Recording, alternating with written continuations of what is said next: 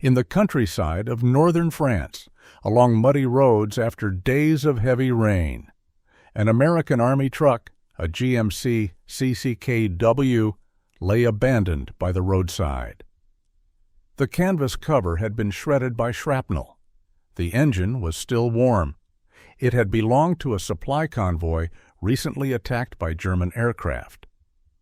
For the German soldiers who found it, a captured American truck in one piece was a rare opportunity, a gift in a war that was already turning against them. Mechanics from Germany's 276th Infantry Division approached cautiously. They checked for explosives, listening to the ticking engine. When they were sure it was safe, they lifted the hood and froze. Everything inside was simple, clean, almost too easy to understand. The six-cylinder engine sat neatly in place, every component labeled in English. One soldier opened the side-mounted toolbox. Inside were wrenches, pliers, and a printed manual filled with clear diagrams. A German mechanic flipped through the pages and laughed. Even a child could follow these instructions. That was the moment they realized something profound. Germany had not yet lost on the battlefield. It had already lost in the factories. The real war had been decided long before, in Detroit, Pontiac, and Flint, Michigan, in the heart of American industry. This truck wasn't a masterpiece of precision engineering, but it represented something greater, a completely different industrial philosophy. Mass production, standardization, practical efficiency. The German mechanics began taking it apart piece by piece. They discovered that nearly every bolt and nut was the same size. A single set of tools could service the entire vehicle. Nothing required specialized equipment. The oil filter could be changed by hand. The spark plugs were placed for easy access. Every feature existed for one reason: to make it easy for anyone to fix. One soldier muttered, "Was this designed for idiots?"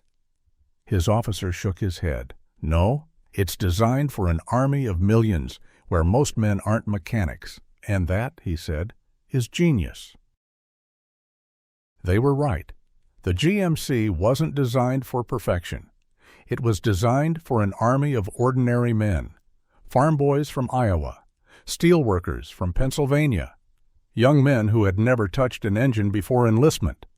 This truck allowed them to become battlefield drivers after just a few days of training. Every part was chosen because it was easy to find, easy to replace, and easy to produce. No rare metals, no complex systems. If it broke, you could fix it with a hammer or even a rock. When the Germans examined the undercarriage, they found a six-wheel drive system so simple it was almost crude. One lever to engage the front axle. Their own Opel Blitz trucks were rear-wheel drive only, constantly bogged down in the French mud. The GMC, by contrast, could power through almost any terrain. Its leaf spring suspension was rough but indestructible, while the Opel's delicate torsion bar system required factory tools for repairs. Then they noticed the number stamped into the frame: Pontiac Plant Number 1, 1943. One factory, 1 year, over 150,000 trucks built. More than Germany produced in total during that same period. A German mechanic sighed. If one American factory can make this many, how many factories do they have? The answer came quietly. Dozens. GMC, Chevrolet, Ford, Dodge, Studebaker, International Harvester, all building to the same specifications, using the same parts, operating within one unified system of production. That was the true power of America, an industrial network so synchronized it functioned like a single machine. Among the German officers inspecting the truck was a logistics officer who had once worked at the Opel plant in Brandenburg before the war. He studied the vehicle carefully and said, "We're looking at this the wrong way. This isn't just a truck.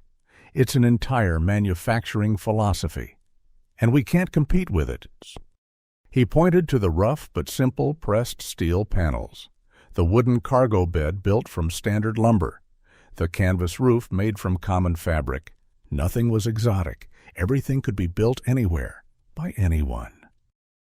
The chassis, 2 welded U-beams of straight steel, was solid and quick to produce. The Opel Blitz frame, by comparison, required precision tooling and specialized dies. America didn't need beautiful trucks.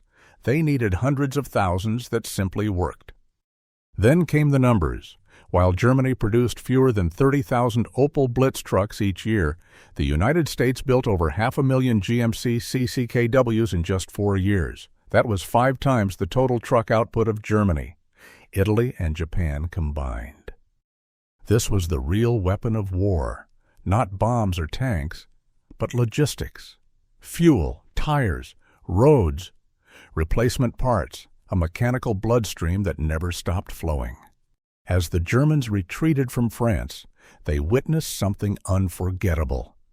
Endless convoys of American trucks, identical, disciplined, unstoppable, rolling toward the front. A young soldier asked in disbelief, "Where are their horses?" His officer smiled bitterly. "They don't need horses." The Wehrmacht still relied on over 3 million horses to haul supplies. The Americans relied on machines, tens of thousands of them. Horses needed food, water, rest. Trucks needed only fuel. And America had enough fuel for the entire world. By then, even the German engineers understood. Modern war was no longer about courage or tactics. It was about production, transportation, and maintenance. Their reports said it plainly. The American vehicle is not designed to be perfect, but to be good enough, and in overwhelming numbers. In a war of attrition, quantity becomes its own form of quality. Such reports flooded Berlin.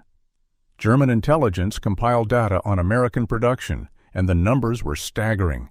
2.4 million military trucks, built by dozens of companies, all interchangeable, all standardized. Germany barely 100,000, most without 4-wheel drive.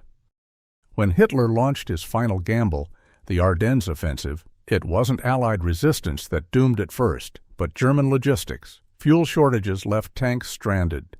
Infantry divisions resorted to wagons. Meanwhile, American supply convoys, the legendary Red Ball Express, kept rolling without pause, powered by fleets of GMC trucks. The Americans weren't just fighting a war. They were running a production line with guns. Each supply route was an industrial artery, feeding the front with mechanical precision. When the war ended, many German mechanics became prisoners of war. Their new assignment was almost poetic, to repair the very trucks that had defeated them. An American motor sergeant asked one of them, "You know how to fix these?" "Yes," the German replied. "We've captured and maintained a few." "Good," said the sergeant. "Then get to work. Better than sitting behind the wire." And so German prisoners worked side by side with American soldiers, changing oil, fixing engines, and learning, firsthand, the American way of production.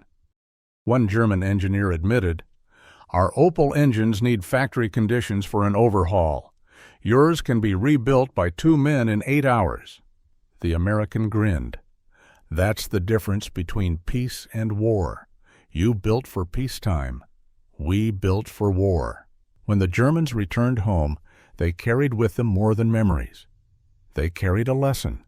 They understood that Germany had not lost because it lacked skill, but because it misunderstood the nature of industrial war. Germany built masterpieces. America built enough. Years later, under the Marshall Plan, those same GMC trucks were used again, hauling timber, carrying steel, rebuilding the ruins of Europe, and German engineers began to adopt what they had once admired and feared: standardization, simplification, mass production. From that came a new generation of German industry: Mercedes-Benz, BMW, Volkswagen, combining German precision with American production philosophy.